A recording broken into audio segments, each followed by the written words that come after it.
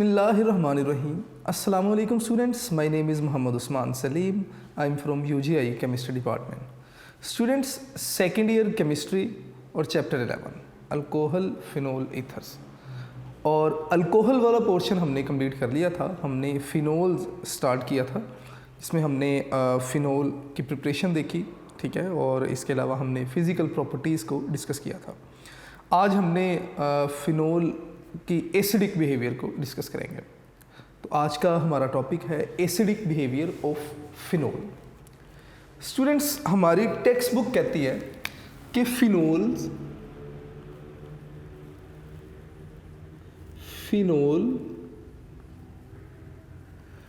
Is much more acidic than alcohol,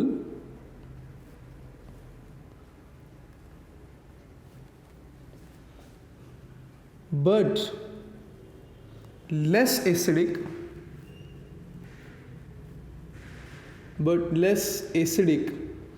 than carboxylic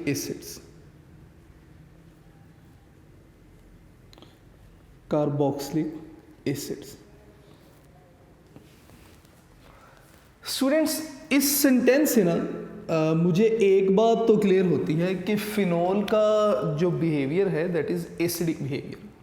अब उसने कहा जी कि फिनोल्स जो हैं ये मोर एसिडिक हैं किससे? अल्कोहल से, लेकिन लेस एसिडिक हैं किनसे? कार्बोक्सिलिक एसिड से। स्टूडेंट्स, कार्बोक्सिलिक एसिड हमने पढ़ा हुआ है कि वो कंपाउंड जिनमें फंक्शनल ग्रुप क्या होगा? COOH एज फंक्शनल ग्रुप होगा। ऐसे ऑर्गेनिक कंपाउंड्स को ना हम कार्बोक्सिलिक एसिड्स का नाम देते हैं। स्टूडेंट्स, हमने फर्स्ट ईयर चैप्टर 8 में पढ़ा हुआ है कि स्ट्रेंथ ऑफ एसिडिटी या एसिडिक स्ट्रेंथ, बात पे गौर कीजिएगा, एसिडिक स्ट्रेंथ जो है ये डायरेक्टली प्रोपोर्शनल होती है या डायरेक्टली प्रोपोर्शनल टू Ka, या मैं कहूँगा कि इन्वर्सली प्रोपोर्शनल टू pKa। मैं यहाँ पे लिख रहा हूँ जी कि इन्वर्सली प्रोपोर्शनल टू pKa, यानी कि किसी भी एसिड की एसिडिक स्ट्रेंथ pKa के इन्वर्सली प्रोपोर्शनल है। और अगर मैं यहाँ पर कुछ एसिड्स के नाम और उनकी pKa वैल्यू लिखूँ तो सबसे पहले हम बात कर लेते हैं जी HCl की, ठीक है। HCl की pKa वैल्यू क्या होगी? इसी तरह मैं यहाँ पर H2SO4 की pKa वैल्यू लिख लेते हैं जी हम। इसी तरह हम HNO3 की pKa वैल्यू देख लेते हैं। HCl की pKa वैल्यू होती है जी 9, मैं यहाँ पे 9 लिख रहा हूँ जी। H2SO4 दैट इज़ 10, ठीक है। इसी तरह अगर हम बात करें HNO3 की दैट इज़ 1.4, मैं यहाँ पे लिख रहा हूँ जी 1.4। स्टूडेंट्स, अगर हम बात करें pKa वैल्यू ऑफ अल्कोहल्स की यानी कि इथनॉल की, तो इथनॉल की जो pKa वैल्यू है दैट इज़ आई गेस 9 बल्कि आप लिखेंगे जी इथनॉल की जो pKa वैल्यू है 15.9, मैं यहाँ पे लिखूँगा 15.9। और एक चीज़ याद रखनी है कि HCl, H2SO4 और HNO3 इनकी pKa वैल्यू नेगेटिव साइन के साथ, ठीक है, ले जी। इसी तरह अगर मैं फिनोल की pKa वैल्यू लिखूँगा तो फिनोल की pKa वैल्यू 9.9 है। फिनोल, इसकी pKa वैल्यू 9.9। और अगर मैं यहाँ पर एसिटिक एसिड लिखूँगा तो एसिटिक एसिड, इसकी pKa वैल्यू आपने फर्स्ट ईयर चैप्टर 8 में भी पढ़ा हुआ है, 4.78 के करीब है, ऑलमोस्ट 4.78। अब स्टूडेंट्स, हमने करना क्या है? मैंने कहा कि जो एसिडिक स्ट्रेंथ है that is inversely proportional to pKa value, यानी कि जिसकी pKa वैल्यू ज़्यादा वो लेस एसिडिक, जिसकी pKa वैल्यू कम वो ज़्यादा एसिडिक। तो अगर आप देखेंगे HCl, H2SO4, HNO3, इनकी pKa वैल्यू नेगेटिव साइन के साथ है, मतलब बहुत कम है, इसका मतलब इनकी एसिडिक स्ट्रेंथ बहुत ज़्यादा है। इथेनॉल अगर आप देखेंगे 15.9 pKa वैल्यू बहुत ज़्यादा, इसका मतलब एसिडिक करैक्टर कम। फिनोल की pKa वैल्यू इससे कम है, इसका मतलब फिनोल का एसिडिक करैक्टर अल्कोहल से ज़्यादा लेकिन कार्बोक्सिलिक एसिड्स से कम है। स्टूडेंट्स, अगर हम रिलेटिव स्ट्रेंथ लिखें, रिलेटिव एसिडिक स्ट्रेंथ लिखे ना, किन की? कार्बोक्सिलिक एसिड्स की, फिनोल की, वाटर की, अल्कोहल की। तो जो कार्बोक्सिलिक एसिड है ना, कार्बोक्सिलिक एसिड्स, इनकी जो रिलेटिव स्ट्रेंथ है, यानी कि इनका एसिडिक करैक्टर ज़्यादा है as compare to phenol. Phenol का एसिडिक करैक्टर ज़्यादा है एज कंपेयर टू वाटर, और वाटर का एसिडिक करैक्टर ज़्यादा है एज कंपेयर टू अल्कोहल्स। ये हमारे पास रिलेटिव एसिडिक करैक्टर होगा। स्टूडेंट्स, इसके अलावा फिनोल के बारे में आपको कुछ और इम्पोर्टेंट बातें पता होनी चाहिए। आपने बताना है कि फिनोल क्या है, आपने बताना है कि फिनोल डिसॉल्व रेडिली इन अल्कलीज। मैं यहाँ पे लिखूंगा फिनोल डिसॉल्व रेडिली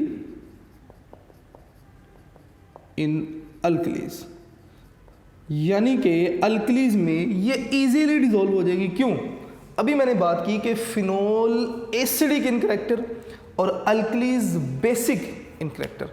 तो एसिड और बेस बड़ा इजीली रिएक्ट करते हैं, जिसे आप न्यूट्रलाइजेशन रिएक्शन भी कहते हैं, इसलिए फिनोल इजीली अल्कलीज के साथ रिएक्ट करती है। स्टूडेंट्स, इसके अलावा आपने बताना है कि इसकी एसिडिटी कम है। ठीक है, मैं यहाँ पे लिखूंगा कि phenol is too weak to affect litmus paper और to evolve carbon dioxide from carbonates. यहाँ पे कहते हैं कि phenol is too weak acid है, ठीक है, कि ये लिटमस पेपर को अफेक्ट कर सके। अब लिटमस पेपर को कौन से एसिड्स अफेक्ट करते हैं या कौन से बेसिस अफेक्ट करते हैं? स्टूडेंट्स, हमने पढ़ा हुआ है कि लिटमस पेपर ना 7 पर न्यूट्रल, 7 से ऊपर अगर हम जाएंगे तो एसिडिक, और 7 से नीचे अगर हम आते हैं तो दैट विल बी बेसिक। ये ज़रा गौर से सुनिएगा और ये चीज़ें आपको पता भी होनी चाहिए।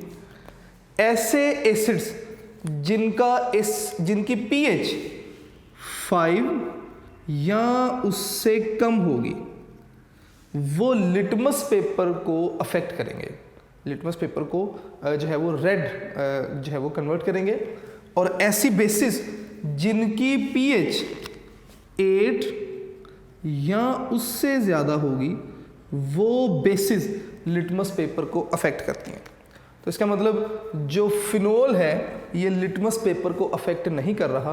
तो यहाँ से मुझे ये भी आइडिया मिला कि फिनोल की जो pH है दैट इज pH इज कितनी है जी? 5 to 6 होती है। फिनोल की pH 5 to 6 है। स्टूडेंट्स, इसके अलावा आपने बताना है कि Ka value of phenol is 1.3 × 10⁻⁻10। मैं यहाँ पे लिख रहा हूँ कि Ka value of phenol is 1.3 × 10⁻10 और ये MCQ के लिए इम्पोर्टेंट फिगर्स हैं और ये MCQ में पूछे भी गए हैं।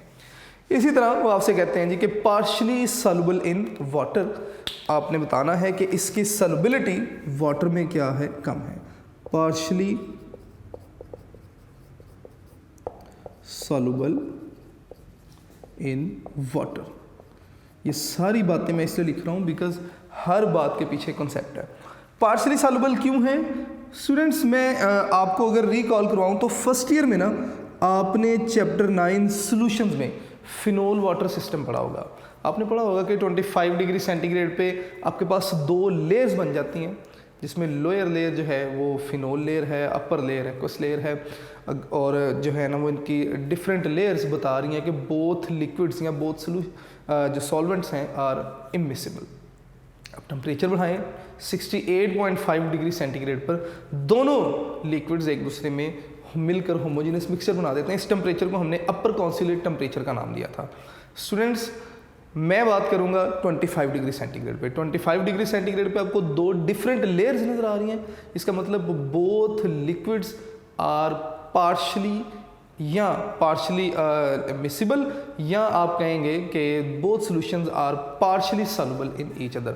2 डिफरेंट लेयर्स नज़र आ रही हैं, लेकिन नीचे वाली लेयर फिनोल है उसमें कहीं थोड़ी मिकदार में वाटर मौजूद है, और ऊपर वाली लेयर जो फिनोल है उसमें थोड़ी सी मिकदार में जो है ना वो वाटर में थोड़ा सी मिकदार में फिनोल मौजूद है। इसके बाद हमारा जो आज का main topic why phenol is acidic in character. तो नेक्स्ट मैं हेडिंग यहाँ पे लिखूंगा, क्वेश्चन भी आप कह सकते हैं, हेडिंग भी आप बना लें, वाई फिनोल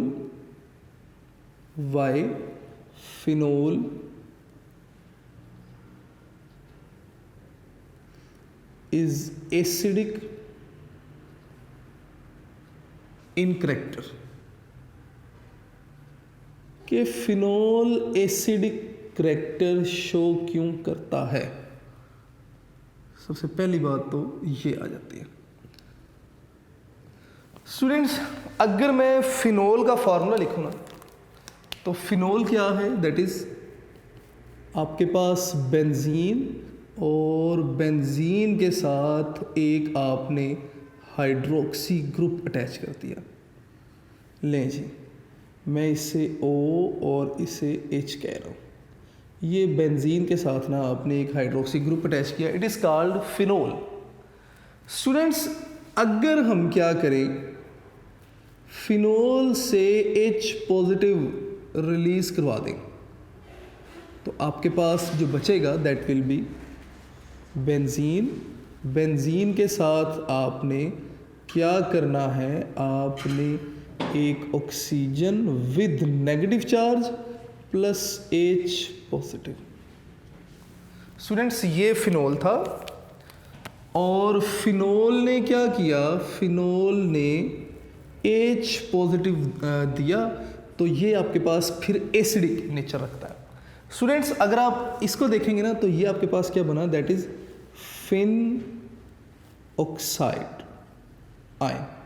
ये आपके पास फिन ऑक्साइड आयन और एक प्रोटॉन बना, मतलब ये रिएक्शन शो कर रहा है phenol is acidic in character. Students आपने एक बात याद रखनी है कि जो एसिडिक कैरेक्टर है that is directly proportional to stability of negative ion. या मैं यहाँ पर बात करूँगा फिनोल के लिहाज से, मैं यहाँ पर लिखूंगा कि एसिडिक कैरेक्टर या एसिडिक नेचर ऑफ फिनोल, कि फिनोल की जो एसिडिक नेचर है ये डायरेक्टली प्रोपोर्शनल है stability of phenoxide ion. Stability directly proportional to stability of phenoxide ion. यानी कि जितना ज़्यादा फिन ऑक्साइड आयन स्टेबल होगा उतना ज़्यादा फिन ऑक्साइड आयन बनेगा।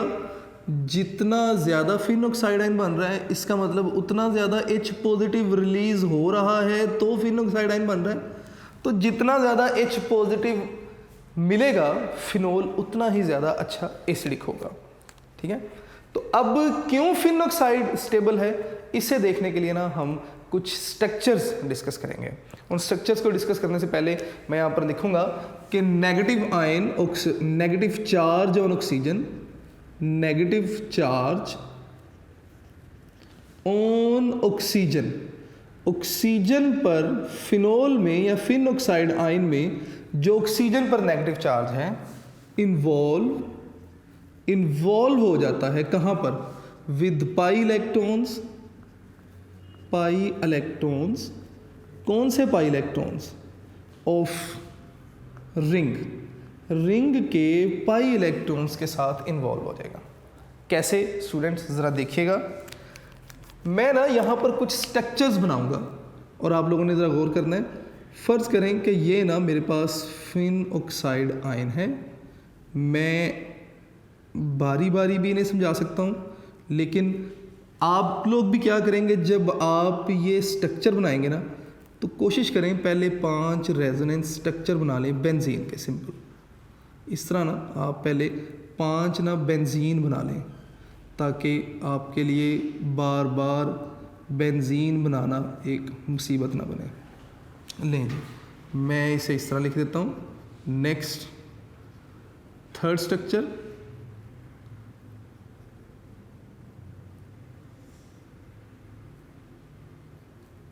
मैं इस तरह बेंजीन बना रहा हूँ सबसे पहले, ताकि मैं अपने आइडिया को, अपने कॉन्सेप्ट को एक्सप्लेन कर सकूँ।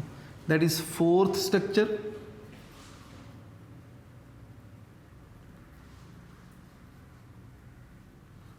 और that is 5th resonance structure.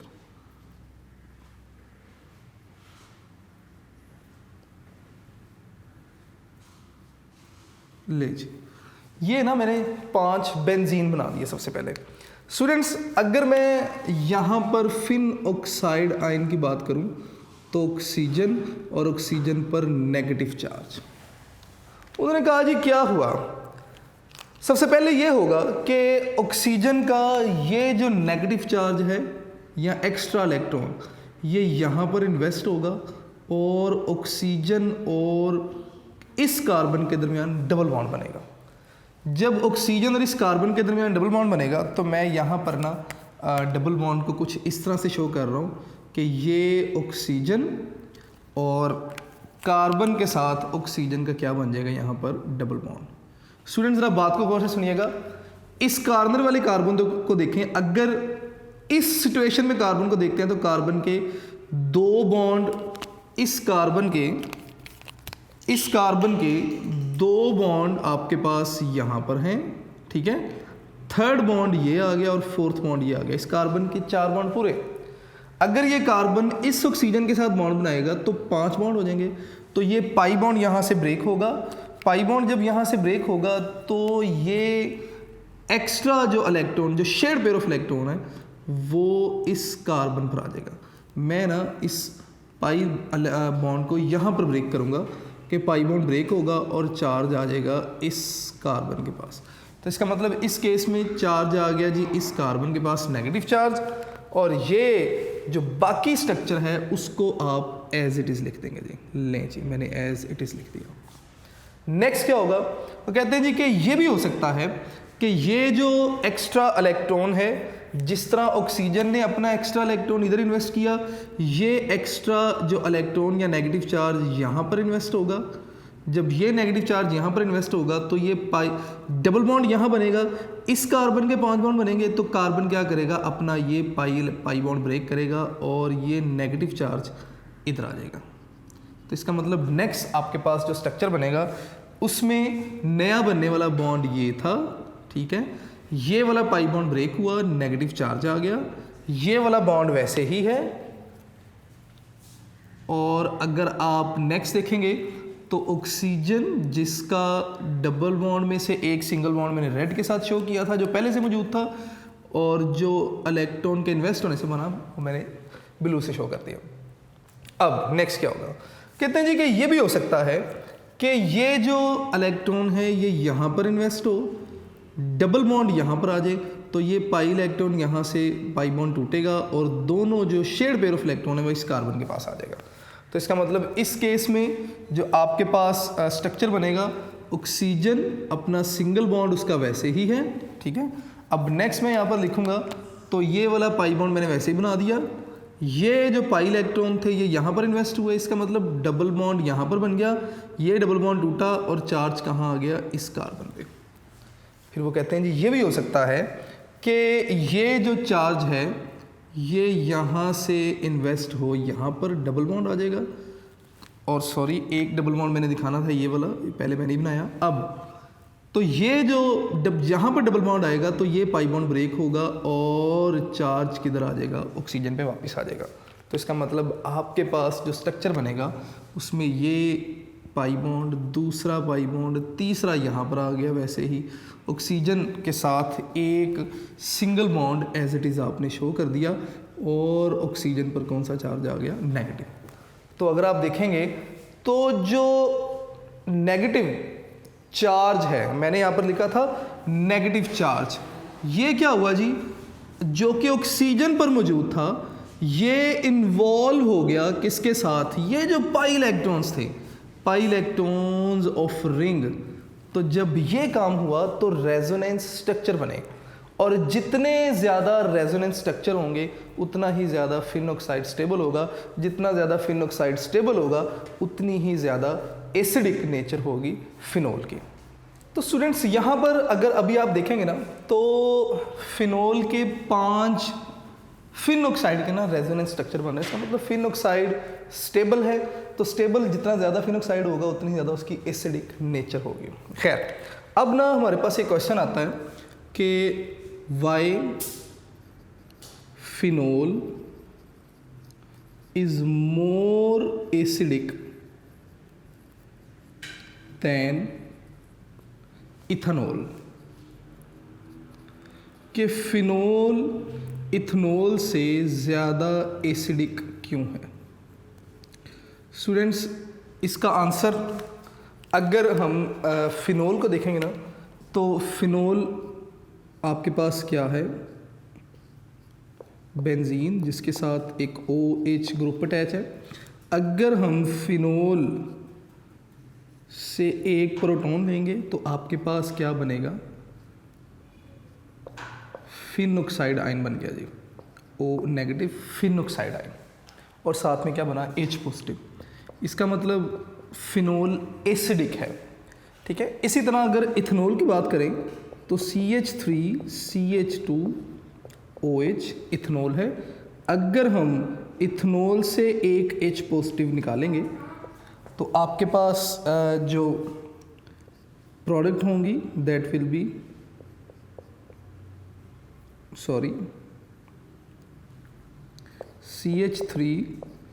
CH3CH2O negative और साथ में H पॉजिटिव। इसका मतलब अल्कोहल से भी आपको H पॉजिटिव मिला, अल्कोहल भी एसिडिक है, और साथ में आपके पास ये फिन ऑक्साइड था और ये आपके पास क्या बन गया, एथ ऑक्साइड आयन, ये भी आयन है जी।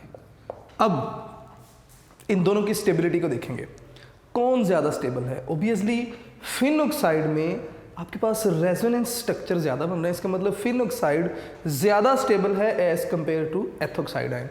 तो जो जितना ज़्यादा स्टेबल आयन होगा उसकी एसिडिक नेचर भी उतनी ही ज़्यादा होगी, इसलिए ethanol is more acidic than phenoxide ion. Students इसके अलावा एक और बात भी आपने याद रखनी है कि फिनोल में जो ग्रुप अटैच होता है वो ग्रुप भी एसिडिक नेचर को डिसाइड करता है। फॉर एग्जांपल मैं ना यहाँ पे एक फिनोल का मॉलिक्यूल लिखता हूँ, OH फिनोल है और यहाँ पर कोई ग्रुप G अटैच है। अगर तो ये इलेक्ट्रॉन विदड्रॉइंग ग्रुप होगा, मैं यहाँ पे लिख रहा हूँ, अगर ये क्या है, इलेक्ट्रॉन विदड्रॉइंग ग्रुप, अगर ये कोई इलेक्ट्रॉन विदड्रॉइंग ग्रुप है तो ये क्या करेगा, ये एसिडिक नेचर को इंक्रीज कर देगा। और अगर ये कोई इलेक्ट्रॉन डोनेटिंग ग्रुप है, इलेक्ट्रॉन डोनेटिंग ग्रुप, अगर ये कोई इलेक्ट्रॉन डोनेटिंग ग्रुप है तो ये क्या करेगा, ये एसिडिक नेचर को डिक्रीज करेगा। किसकी एसिडिक नेचर, फिनोल की। तो स्टूडेंट्स ये about acidic nature of phenol था, जिसमें तकरीबन हमने बुक से और बुक्स जो है ना उससे हट के भी जो मतलब इन्फॉर्मेशन थी हर लिहाज से हमने फिनोल के एसिडिक करैक्टर को डिस्कस किया। इंशाल्लाह नेक्स्ट लेक्चर में हम अपना नेक्स्ट टॉपिक डिस्कस करेंगे। तो स्टूडेंट्स आप अपना ढेर सारा ख्याल रखिएगा। अस्सलाम वालेकुम।